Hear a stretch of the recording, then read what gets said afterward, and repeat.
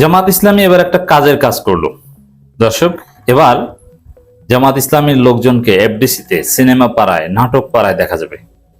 দর্শক, আমি কিছুদিন আগে এই বিষয়ে দৃষ্টি আকর্ষণ করছিলাম যে এফডিসিতে সিনেমা, নাটক, চলচ্চিত্র শিল্প সমিতি বা এগুলোতেও জামাত শিবিরের পদচারণা দরকার। এগুলোতে আমাদের দেশের সিনেমা, নাটক যেগুলো শরীয়তের দৃষ্টিতে জায়েজ নেই, কিন্তু ইতিহাস ভিত্তিক জায়েজ সিনেমা, নাটক কিভাবে তৈরি করা যায়, ইরান সহ পৃথিবীর বিভিন্ন দেশ তৈরি করেছে, এ বিষয়ে জামাতকে এগিয়ে আসতে হবে এবং তাদেরকে এখানে হাত দিতে হবে। বর্তমানে মিডিয়ার একটা গুরুত্বপূর্ণ পার্ট হচ্ছে নাটক, সিনেমা।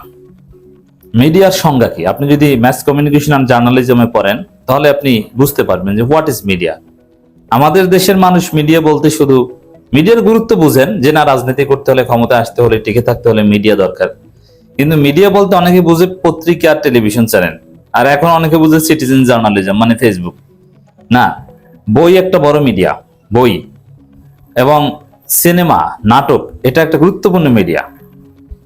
অতএব এই নাটক সিনেমা জগতে জামাতের জায়েজ শালীন পদচারণা দরকার, এটা আমরা বলে আসছিলাম। তবে আমরা এবার একটা ব্যতিক্রমী দৃশ্য দেখতে পেয়েছি। এর প্রভাব ডেফিনেটলি পড়বে এবং এটা জামাত যে আসলে সর্বক্ষেত্রে পদচারণা করতে যাচ্ছে, তারা যে সত্যিকার অর্থেই রাষ্ট্র পরিচালনার যোগ্য হয়ে উঠতে যাচ্ছে, এমন কোন সেক্টর নেই যেটা নিয়ে জামাত ইসলামীর পরিকল্পনা থাকবে না, তার একটা প্রমাণ। অতীতে কখনো এই দৃশ্য দেখেননি, যেটা এখন আমি বলবো। জামাত ইসলামীর সেক্রেটারি জেনারেল শিল্পকলা একাডেমির নৃত্যকলা, সঙ্গীত এদের জন্য যে আলাদা একটা অডিটোরিয়াম আছে, আলাদা একটা বিভাগ আছে, সেখানে একটা প্রোগ্রামে গিয়েছেন, একদম সামনের সারিতে বসেছেন এবং বক্তব্য দিয়েছেন। কাদের মধ্যে? যারা ওই নাটক সিনেমা বানায় টানায় এরা ছিল, এরা বক্তব্য দিয়েছে। অতীতে কখনো জামাতের সেক্রেটারি জেনারেল বা জামাতের গুরুত্বপূর্ণ শীর্ষ নেতা একদম শিল্পকলা একাডেমিতে গিয়েছে, এরকম কোন নজির আমরা দেখি না। শিল্পকলা একাডেমি ওটা একটা নাচ গানের জগৎ, ওটাকে হারাম মনে করে ওখান থেকে দূরে থাকতো। শিল্পকলা একাডেমির মহাপরিচালক কে, অমুক তমুক কি হবে, এটা নিয়ে তুমুল বিতর্ক হতো, কিন্তু ইসলামপন্থীদের ওখানে কোনো স্টেক ছিল না। কেউ ভুলেও ওখানে ইসলামপন্থীদের দাওয়াত দিত না। কিন্তু এখন শিল্পকলা একাডেমির নাট্য ও সঙ্গীত বিভাগে জামাতের সেক্রেটারি জেনারেলকে দাওয়াত দেওয়া হয়, জামাতের আরো অনেক নেতাদের দাওয়াত দেওয়া হয়, তারা সেখানে গিয়েছে এবং সামনের সারিতে বসেছে এবং বক্তব্য দিয়েছেন। নাটক সিনেমা নির্মাতাদের মধ্যে জামাতের সেক্রেটারি জেনারেল বক্তব্য দিয়েছেন। আপনি চিন্তা করেন জামাত কত দূরে এসেছে। সব জায়গায় ইসলামের দাওয়াত পৌঁছে দিতে হবে, সব জায়গায় শালীনতা খুঁজতে হবে, শালীনতার প্রচারণ করতে হবে। এটা জামাতের সামনে একটা সুযোগ। জামাত ইসলামী এটা প্রথমবার কেন ফিল করছে? জামাতের ঐতিহাসিক ওইরকম কোনো মহা অবদান বাংলাদেশের রাজনীতিতে ছিল না। তারা দাওয়াতি কাজ করছে, একটা শক্তিশালী বলয় তৈরি করেছে, সৎ মানুষ তৈরি করেছে। বাট 1971 সালে যদি জামাত মুক্তিযুদ্ধে অবদান রাখতে পারতো, এটা নিয়ে অনেক নাটক, সিনেমা, বই, পুস্তক রচনা করতে পারতো। যেহেতু এটা হয়নি, বরং উল্টাটা হয়েছে, তো অবশেষে আল্লাহর খাস রহমতে বাংলাদেশের দ্বিতীয় মুক্তিযুদ্ধে জামাত ইসলামী অসামান্য অবদান রেখেছে। বরং কারো কারো মতে জামাতের নেতৃত্বে এটা হয়েছে। হোয়াটএভার, আমি সেই বিতর্কে যাচ্ছি না। বাট জামাতের যে অসামান্য অবদান আছে, জামাত বা শিবির যে পর্দার অন্তরালে থেকে কঠিন খেলা খেলেছে এবং হাসিনাদের যাওয়ার আগ মুহূর্তে, এই দ্বিতীয় মুক্তিযুদ্ধের পরাজিত শক্তি যে যাওয়ার আগ মুহূর্তে প্রধান শত্রু বিবেচনা করে জামাত শিবিরকে নিষিদ্ধ করেছিল, এর মধ্য দিয়ে জামাত আরো উচ্চতায় পৌঁছে গেছে। এখন 24-এ জামাত ইসলামীর এই অবদান বা 24-এর এই বিপ্লব, যার সাথে জামাত রেলেভেন্ট, এটাকে ধরে রাখতে হবে। এই জন্যে এটা নিয়ে নাটক তৈরি করতে হবে, সিনেমা তৈরি করতে হবে, ডকুমেন্টারি তৈরি করতে হবে। এই ফিলিংসটা জামাতের মধ্যে এসেছে যে না, মিডিয়ার আমরা শুধু পত্রিকা, একটা সময় তো হুজুরদের কাছে পত্রিকা পড়াই হারাম ছিল। বিভিন্ন মাদ্রাসায় ফতোয়া দিয়ে পত্রিকা নিষিদ্ধ করা হয়েছে। এখন পত্রিকা তো দূরের কথা, এখন বিভিন্ন মাদ্রাসায় এখন টেলিভিশন চ্যানেলে লাইন দেওয়া হয়েছে। 2013 সালের যখন হেফাজতের আন্দোলন চলে, তখন বিভিন্ন মাদ্রাসায় ডিশ লাইন দেওয়া হয়েছে। এখন তার ওইরকম ডিশ লাইন এটা মানে স্পেশাল কিছু না, এখন তো কমন। 13 সালে স্পেশাল কিছু ছিল। হেফাজত নেতারা টিভির খবর দেখতেন, তারা টিভিতে সাক্ষাৎকার দিতেন। আর এখন এটা সবার, এমন কোন কওমি আলেম নাই যে তার ঘরে হয়তো আপনি টিভি খুঁজে পাবেন না। আর টিভি লাগে না তো, তার হাতের মোবাইলটাই একটা টিভি। তো দর্শক,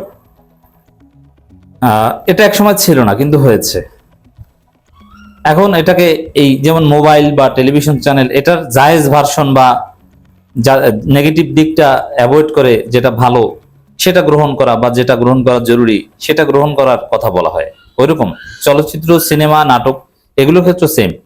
যেটা জায়েজ নাই সেটা বাদ দেব, যেটা জায়েজ আমরা সেই অনুযায়ী করব। এখন শিল্পকলা একাডেমিতে জামাত সেক্রেটারি তার দলবল নিয়ে ঢুকে গেছে, মানে তাকে দাওয়াত দেওয়া হয়েছে।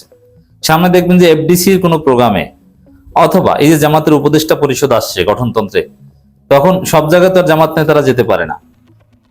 আমি বিশ্বাস করি জামাতের যে উপদেষ্টা পরিষদ আসবে, যারা সরাসরি জামাত না কিন্তু জামাতের উপদেষ্টা হিসেবেই তো পরিচিত হবে, তারা আরো বিভিন্ন জায়গায় অ্যাক্সেস নিতে পারবে। বিশেষ করে মেরিল প্রথম আলো পুরস্কার, যেটা নায়ক নায়িকাদের দেওয়া হয়, সেখানে, এটা আমি একটা কাল্পনিক কথা বললাম, কোনো নাজায়েজ জায়গায় জামাতপন্থী না কোনো মুসলমান যাক, এটা আমরা প্রত্যাশা করতে পারি না। আর শরীয়তের হুকুম স্পষ্ট, যেটা একজন মুসলমান করতে পারবে জামাতের লোকজন করতে পারবে, জামাতের লোকজন যেটা করতে পারবে না কোনো মুসলমান করতে পারবে না। জামাত তো অন্য 10 জন মুসলমানের মতো মুসলমান, শরঈ হুকুম সবার জন্য এক, তাদের জন্য আলাদা কিছু না। আমি এখানে রাজনৈতিক দিকের কথা বলছি।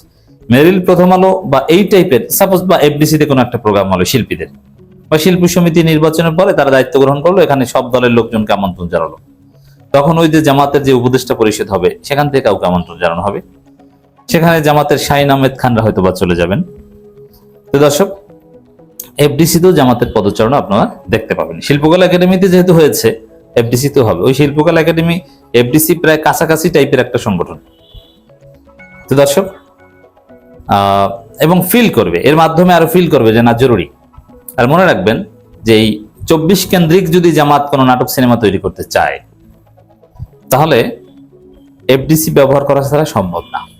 আপনি বাংলাদেশে কোনো ফিল্ম তৈরি করবেন আর এফডিসিতে অ্যাক্সেস নেবেন না, আপনি কোয়ালিটি ফিল্ম তৈরি করতে পারবেন না। তো দর্শক, আর এফডিসিতে গেলে আপনি অনেক কিছু, নাটক জগতে, নাট্য জগতে আছে সাবেক শিবির, আমি বেশ কয়েকজন চিনি যারা নাটকের পরিচালক। সিনেমা জগতেও এইসব, ওই শাকিব খানের সিনেমা দরকার নাই, শাকিব খানের মাধ্যমেও জামাতের লোকজন সিনেমা বানাতে পারে, বাট সেটা হবে ইতিহাস ভিত্তিক সিনেমা, সেটা হবে শালীন সিনেমা, যার মধ্যে শিক্ষা থাকবে। ওই প্রচলিত বাংলা বা হিন্দি সিনেমা না, ওগুলো তো একদম মারাত্মক অশালীন, ওটার কথা ভিন্ন।